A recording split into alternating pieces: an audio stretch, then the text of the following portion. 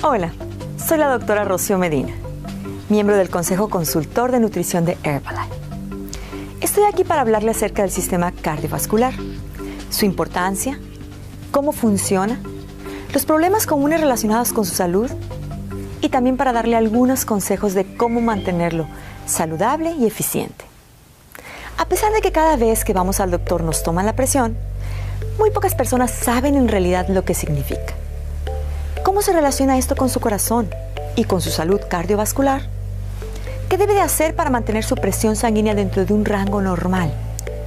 Con el fin de entender completamente la importancia de nuestro sistema circulatorio en nuestra salud general, me gustaría empezar dándole una breve explicación, ver algunas enfermedades que afligen al mismo y luego darle algunos consejos sobre cómo lograr mantener un sistema circulatorio saludable. Así que si está listo, vamos a empezar. El sistema circulatorio es básicamente un simple círculo que empieza y termina en el corazón. Es un sistema cerrado en el que la sangre no ingresa ni deja el sistema, mientras viaja desde el corazón a varias partes del cuerpo y regresa al corazón nuevamente. El sistema circulatorio está compuesto de 5 partes principales: el corazón, las arterias, que llevan sangre oxigenada fuera del corazón, las venas, que regresan sangre sin oxígeno al corazón, las arteriolas y los vasos capilares, que son estructuras arteriales microscópicas, y las vénulas, que son venas microscópicas. La parte más importante del sistema es el corazón, el cual mueve la sangre a través del sistema. El corazón de un adulto pesa alrededor de 300 gramos y es aproximadamente del tamaño de un puño cerrado de un individuo. Se encuentra en el centro de nuestro pecho y en un día promedio, el corazón de un adulto bombea alrededor de 5,000 galones de sangre. El corazón por sí mismo es un órgano muscular, dividido en los lados derecho e izquierdo. El lado derecho del corazón recibe sangre desoxigenada a través de las venas. Luego, bombea esta sangre a nuestros pulmones, en donde recoge oxígeno. Esta sangre oxigenada luego regresa al lado izquierdo de nuestro corazón, el cual la bombea al resto de nuestro cuerpo a través de las arterias. Si mira al corazón, notará que el lado izquierdo es ligeramente más grande, y esto es debido a que tiene más trabajo, bombeando la sangre alrededor del cuerpo. La sangre ingresa al corazón a través de 2 venas, la vena cava superior y la vena cava inferior. Estas son las 2 venas más grandes del cuerpo. La aurícula derecha recibe la sangre primero, luego se contrae para impulsar la sangre al ventrículo derecho. Posteriormente, el ventrículo derecho se contrae y empuja sangre sin oxígeno o desoxigenada a través de la arteria pulmonar hacia los pulmones, en donde recogerá oxígeno. Una vez que la sangre recoge oxígeno de los pulmones, viaja de regreso desde los pulmones hasta el corazón, por medio de las venas pulmonares. Estas son las únicas venas en el cuerpo que llevan sangre oxigenada. La sangre oxigenada es distribuida por las venas pulmonares a la aurícula izquierda. Cuando la aurícula izquierda se contrae, la sangre fluye hacia el ventrículo izquierdo. El ventrículo izquierdo es la parte más fuerte y más muscular del corazón, debido a que es el músculo principal del corazón, que debe bombear o empujar con fuerza la sangre a través de todo el cuerpo. Cuando el ventrículo izquierdo se contrae, este hace que la sangre llena de oxígeno u oxigenada fluya hacia la aorta, la arteria principal que deja el corazón, y distribuye la sangre a través del cuerpo. La presión creada por el ventrículo izquierdo mientras se contrae hace que la sangre fluya a través de la aorta, la cual se subdivide en arterias más pequeñas, que sirven a varias partes del cuerpo, tales como las arterias ilíacas, las arterias mesentéricas superiores e inferiores y las arterias femorales. Todas estas arterias se vuelven gradualmente más pequeñas, alcanzando cada órgano, músculo y nervio de nuestro cuerpo. A su vez, estas arterias se ramifican en vasos más pequeños, llamados arteriolas, y en vasos aún más pequeños, llamados capilares. Es en los capilares que la sangre libera el contenido de su oxígeno, el cual es usado por las células para producir energía. A cambio, las células liberan productos residuales, incluyendo el dióxido de carbono y el agua, que son recogidos y llevados por la sangre a través de las vénulas.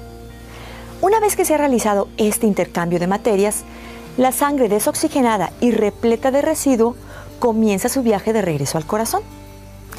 Desde los capilares la sangre fluye hasta las vénulas. Estas son venas pequeñas que tienen el mismo tamaño que los capilares.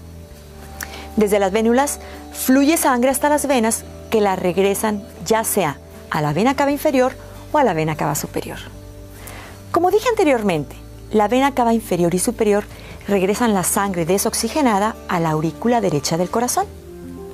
Como la sangre desoxigenada regresa al corazón, se une con la vena renal, la cual limpia los riñones de los productos residuales que ocurren como resultado de la actividad celular.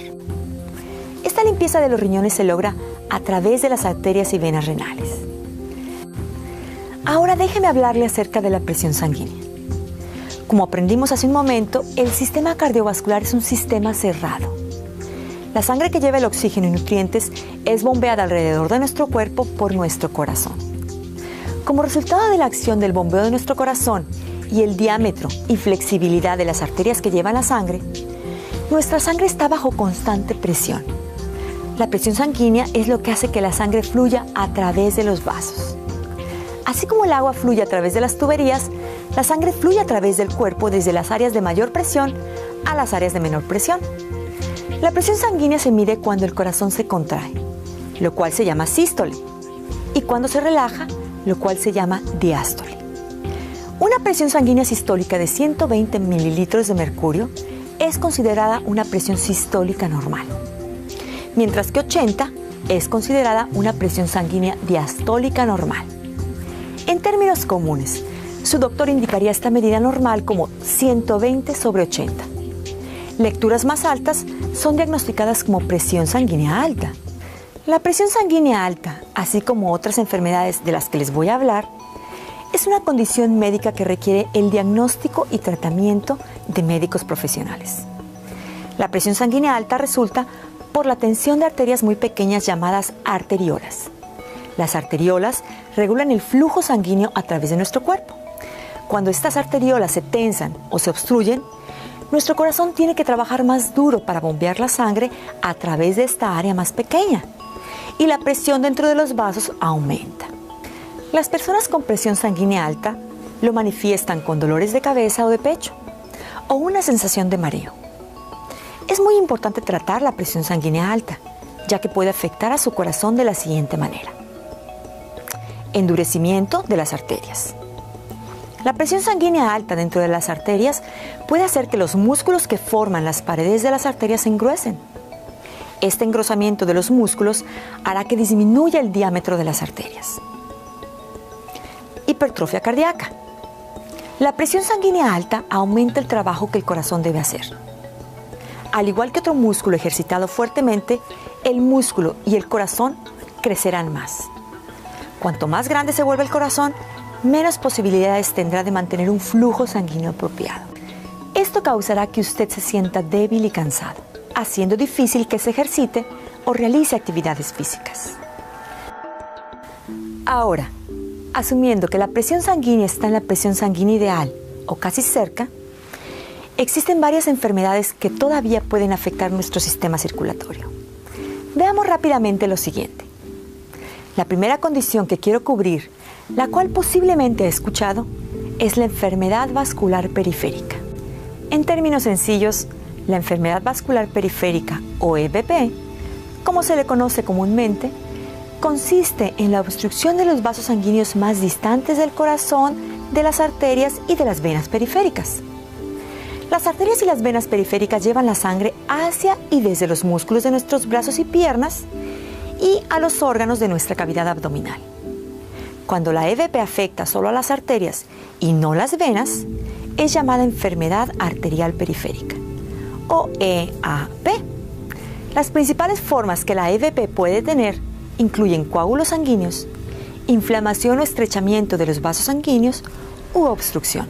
La EVP puede resultar de una condición conocida como arteriosclerosis, una condición en donde una placa se forma dentro de las arterias. La placa está compuesta de colesterol, grasa, calcio y materia de sangre coagulada llamada fibrina. Cuando se acumula suficiente placa en el interior de una arteria, esta empieza a obstruirse y el flujo sanguíneo se hace más lento o se detiene. Este flujo sanguíneo lento puede causar isquemia, el cual es un término para describir una condición en donde nuestras células del cuerpo no están obteniendo suficiente oxígeno. Las tres principales condiciones isquémicas son: número 1, arterias coronarias obstruidas, aquellas que suministran sangre al corazón. Puede conducir a un ataque al corazón. Número 2, arterias carótidas obstruidas, aquellas que suministran sangre a la cabeza. Pueden provocar un derrame cerebral. Y número 3, arterias periféricas obstruidas. Se encuentran en la parte inferior del cuerpo. Generalmente causan dolor y calambres en las piernas. El fumar, la diabetes, el colesterol alto y la presión sanguínea alta pueden conducir al desarrollo de la placa. Por lo general, cuando un paciente está sufriendo de una arteria o vena obstruida en la parte inferior del cuerpo, habrá dolor en las pantorrillas, muslos o glúteos, dependiendo de dónde se encuentre la obstrucción. La cantidad de dolor que se siente está generalmente en función a la severidad de la obstrucción. En casos severos, los dedos de los pies pueden volverse azulados, los pies pueden estar muy fríos y el pulso en las piernas y los pies puede ser absolutamente difícil de detectar. En casos extremos, algunos de los tejidos pueden incluso morir. Esta enfermedad se llama gangrena y en tales casos la amputación del tejido muerte es generalmente necesaria. Algunas veces los calambres en las piernas se desarrollan cuando una persona camina y el dolor en la pierna generalmente empeora con la actividad creciente. Este calambre se llama claudicación intermitente y es usualmente aliviado con una compresa fría y descanso. Otra enfermedad de las arterias es el aneurisma. Un aneurisma es una protuberancia similar a un globo en la parte de un vaso sanguíneo debilitado. Si la protuberancia estira la pared del vaso demasiado, el vaso podría reventarse. Cualquier condición que haga que las paredes de las arterias se debiliten puede llevar a un aneurisma. La arteriosclerosis, el fumar y particularmente la presión sanguínea alta aumentan el riesgo de aneurismas. Heridas profundas, lesiones o infecciones pueden también provocar protuberancias en los vasos sanguíneos. Un aneurisma en la aorta, la arteria que lleva la sangre del corazón al resto del cuerpo, puede causar falta de aire, voz ronca o áspera, dolor de espalda, dolor en el hombro izquierdo o en el omóplato. Si el aneurisma está en el área del estómago, puede causar dolor o sensibilidad, malestar estomacal o incluso pérdida de apetito. Para los aneurismas en el vaso periférico o aórtico, el tratamiento implica revestir o reemplazar la sección debilitada de la aorta con un tubo artificial llamado injerto. Una condición o enfermedad relacionada que se desarrolla en las venas es un coágulo de sangre, también llamado trombosis venosa. Esta condición es muy seria y puede ser peligrosa si el coágulo sale de la vena y viaja a los pulmones, en donde puede bloquear completamente el flujo sanguíneo. La falta de actividad física o estar postrado en una cama por mucho tiempo puede retardar el flujo sanguíneo al punto de que se comiencen a formar coágulos de sangre. Cuando un coágulo de sangre se desarrolla en las venas cerca de la superficie de la piel, puede haber una ligera inflamación, sensibilidad y enrojecimiento. Los síntomas de coágulos en las venas más profundas pueden incluir inflamación de tobillos y pantorrillas, sensibilidad, enrojecimiento, calor alrededor del área afectada y dolor cuando se elevan los pies hacia arriba. En la mayoría de los casos, el tratamiento consiste en tomar un anticoagulante, permanecer en cama y mantener las piernas levantadas de 3 a 5 días. En el caso de un coágulo de sangre en los pulmones o para aquellos que no pueden tomar anticoagulantes, se debe colocar un filtro en el vaso sanguíneo para llevar la sangre desde las piernas hasta los pulmones, evitando así que cualquier coágulo llegue a los pulmones. Cuando un coágulo de sangre llega a los pulmones, crea una condición llamada embolismo pulmonar. Un embolismo pulmonar es tratado con agentes adelgazadores sanguíneos, medicinas anticoagulantes que inhiben la coagulación de la sangre y medicinas que disuelven el coágulo. En algunos casos puede necesitarse cirugía para retirar el coágulo. Los embolismos pulmonares son extremadamente peligrosos porque no presentan síntomas y pueden causar la muerte repentina. Cuando los síntomas ocurren, se puede presentar dolor en el pecho cuando se inhala, falta de respiración, tos con sangre, mareos y a veces desmayos. La enfermedad que más hemos escuchado es el ataque al corazón, infarto de miocardio, IM, o infarto agudo de miocardio, IAM. Los ataques al corazón son causados por la obstrucción de un vaso que suministra oxígeno al corazón, es decir, una arteria coronaria. Cuando una arteria coronaria es obstruida, no es posible que la sangre y nutrientes llenos de oxígeno alcancen una sección particular del corazón. Si el músculo del corazón carece de sangre, se morirá. Asumiendo que se proporcione rápidamente cuidado médico, el daño del músculo del corazón puede ser reducido. Pero una vez que la sección del músculo del corazón muere, el daño es permanente. 3 de las causas más comunes de ataque al corazón incluyen: número 1, estrechamiento u obstrucción de la arteria coronaria causada por la placa. La obstrucción finalmente detendrá el flujo sanguíneo o a la sección del corazón alimentada por la arteria en particular. Número 2, un coágulo de sangre en otra parte del cuerpo. Es posible que un coágulo de sangre se forme en otra parte del cuerpo y luego viaje a una arteria que ha sido estrechada por la placa.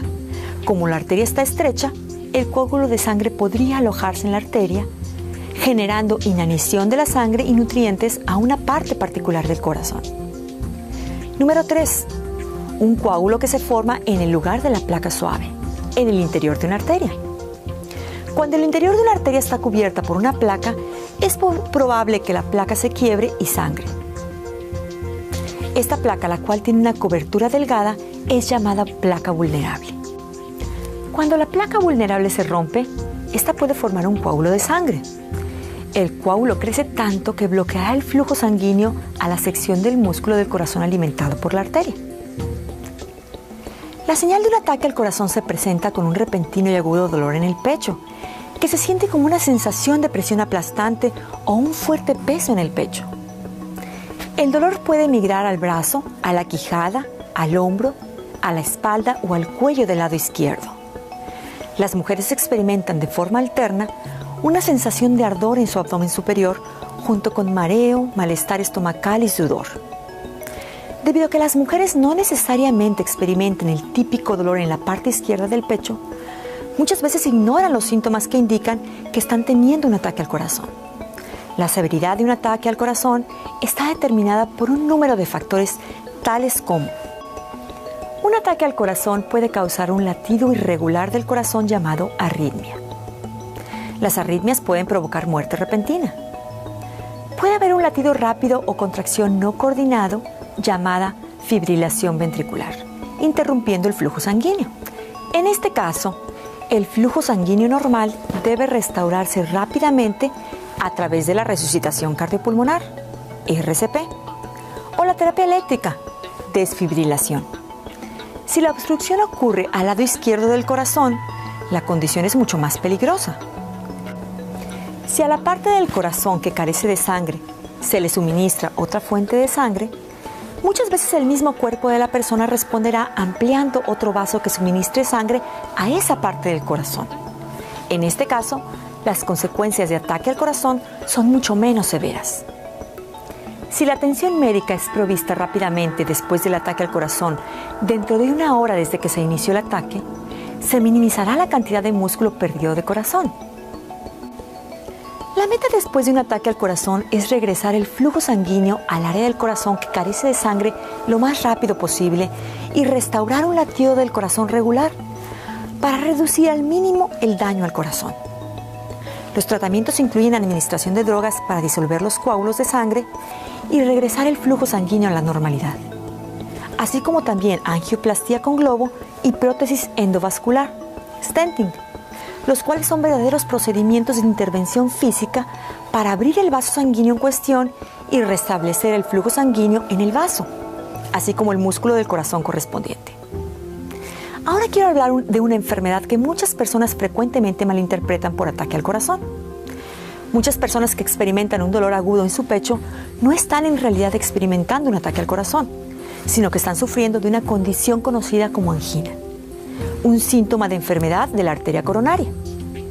En la angina, a diferencia del ataque al corazón, el músculo del corazón no está dañado permanentemente y el dolor generalmente desaparece descansando.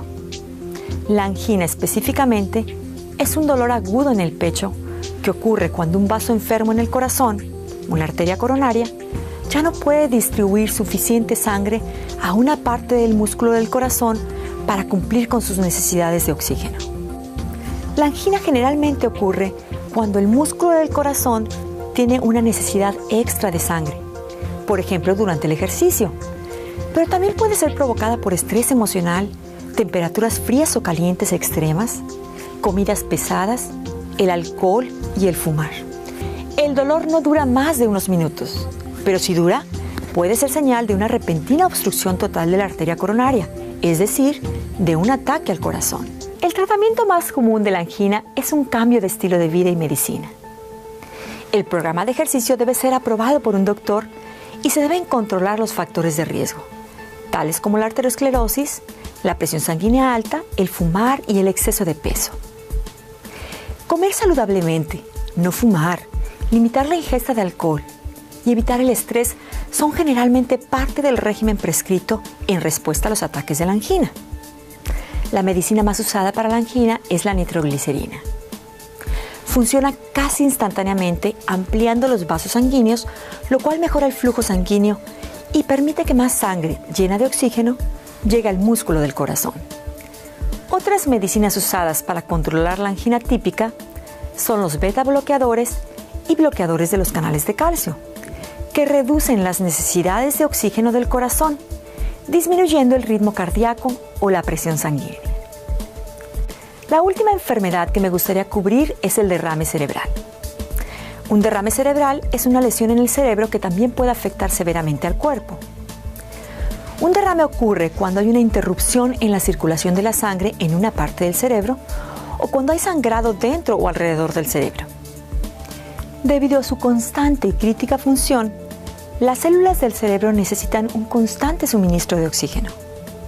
Cuando la sangre deja de pasar por una parte del cerebro, el oxígeno suministrado en esas áreas se interrumpe, una condición llamada isquemia.